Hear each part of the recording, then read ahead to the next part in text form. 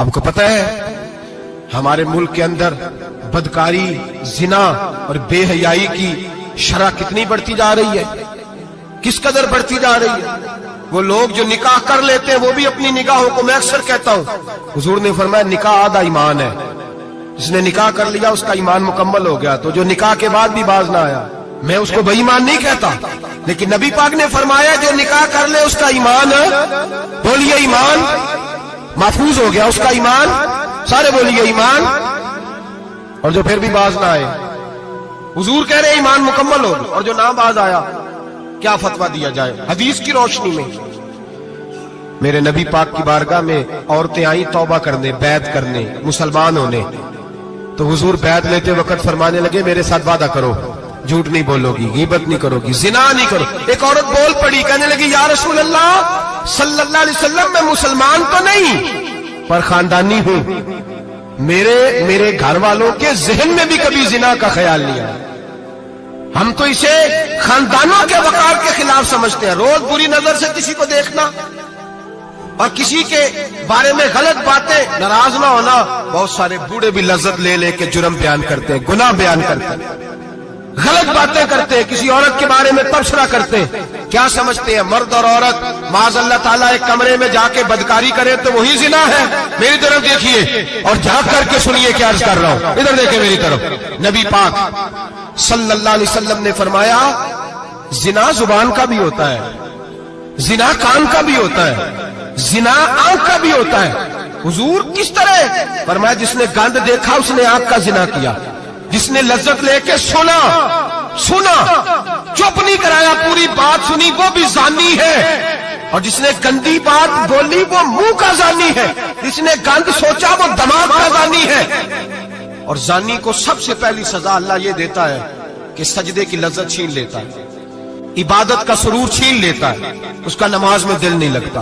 कुरान में सबसे पहली सजा उसे अल्लाह अपने दरवाजे से दूर कर देता है। भाइयों आज हमारे सजदे बेकैफ हैं, आज लोग गलत जगह पे घंटों बैठे रहते हैं। मस्जिदों में लोगों के दिलों को घबराहट होती है, लोग भागते हैं। मेरे नबी पाक ने फरमाया तू नजर को पाक कर ले, अल्लाह तेरी इबादत में लज्जत पैदा फरमा देगा। मेरे भाई याद रख ले और सुन ले, सबसे कमजोर आदमी वो है जिसका जहन पाक नहीं। सबसे कमजोर आदमी वो है जो किरदार का गलत है। एक बात मैंने पढ़ी, आप यकीन करें मेरा दिल करे कि मैं आग लगा दूं इस उन्वान को जिस पे गंदगी लिखी जाती है, उन अखबारों को, उन चीजों को जिस पे गंद लोगों के दिलों में। वो इंडिया की एक वजीर आजम औरत गुजरी तो किसी ने उससे कहा कि पाकिस्तान ने तो तुम्हें शिकस्त दी है, तुम जीत नहीं सके बड़ा मुल्क होके। कहने लगी कोई बात नहीं, थोड़ा वक्त ठहर जाओ, हम इन पर तहजीबी जलगार करेंगे, इनके घरों में नंगा नाच करेंगे, ये गंदी तस्वीरें देखेंगे, ये गंद में उलझ जाएंगे। और जो कौम गंद में उलझ जाया करती है वो फिर किसी से लड़ने की ताकत नहीं रखती, उसके अंदर डट जाने की हिम्मत नहीं होती, उसकी गैरत के जनाजे निकल जाते। दिल करता है जल जाए, वोटे जल जाए जहां से बुराई फैलती, तबाह हो जाए वो इलाके जहां से गंद होता है। लोग गंद की कमाई खाते हैं, गंद की एक्टरों के साथ खड़े होकर फोटोएं खिंचाते हैं और गुनाह पे फख्र करते हैं। और गंदे लोग कहते हैं अल्लाह का फजल है हम गंद फैला रहे हैं, सुम्मा माज़अल्लाह। लोग गुनाह पे फख्र करते हैं चौकों चौराहों में। मोहम्मद बिन कासिम आए हिंदुस्तान पे राजा दहर के मुकाबले में, नौजवान मेरी तरफ देखे और सही होके बैठे, खासे सही होके बैठे, तकरीर नहीं कर रहा, जज्बात का, मेरे जज्बात सुने, दिल के फपूले जल रहे हैं हसीने के दाग से। अल्लाह की कसम रूह की गहराई से बात कर रहा हूं, वो बात कर रहा हूं जो सीना कह रहा है कि फट जाए और कहना ना पड़े। कुरान और हदीस पढ़ते हैं और फिर अपना हाल देखते हैं तो लगता यह है कि अजाब करीब आ गया है, लगता है जमीन फटने वाली है, आसमान गिरने वाला, लगता है करीब आ गया सारा कुछ। समझे क्या अर्ज कर, ये बात अगर आप समझ गए तो कीमत वसूल हो गई। इसको समझ गए तो समझ ले आपके मिजाज के अंदर अल्लाह ने तब्दीली पैदा कर दी। मोहम्मद बिन कासिम 18 साल का जवान, एक औरत की इज्जत पर राजा दहर हिंदू ने हमला किया, मोहम्मद बिन कासिम बचाने आए।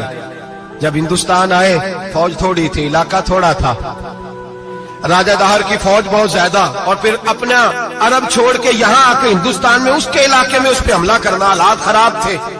मोहम्मद बिन कासिम परेशान है। एक बुजुर्ग ने देखा کہنے لگے پریشان کیوں ہو؟ کہنے لگا سوچتا ہوں علاقہ بھی اس کا، فوج بھی اس کی، میرے فوجیوں کو تو رستوں کا بھی نہیں پتا، کیسے جنگ کریں گے، کدھر سے آئیں گے، اور پھر ہمیں زبان بھی نہیں آتی، کیسے کام ہوگا، ڈر رہا ہوں۔ 2-4 دن گزرے تو محمد بن قاسم اشاش بشاش ہو گئے۔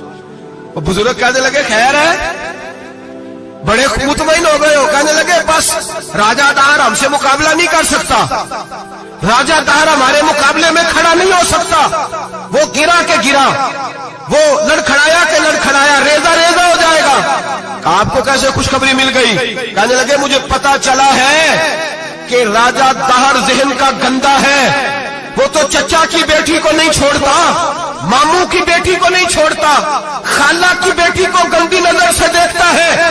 جس کا ذہن گندا ہوتا ہے وہ کسی کا مقابلہ نہیں کر سکتا، ہمیں فتح ہوگی، فتح، وہ گرے گا۔ وہ بزرگ کہتے ہیں میں سمجھ گیا کہ واقعی سے فتح ہوگی۔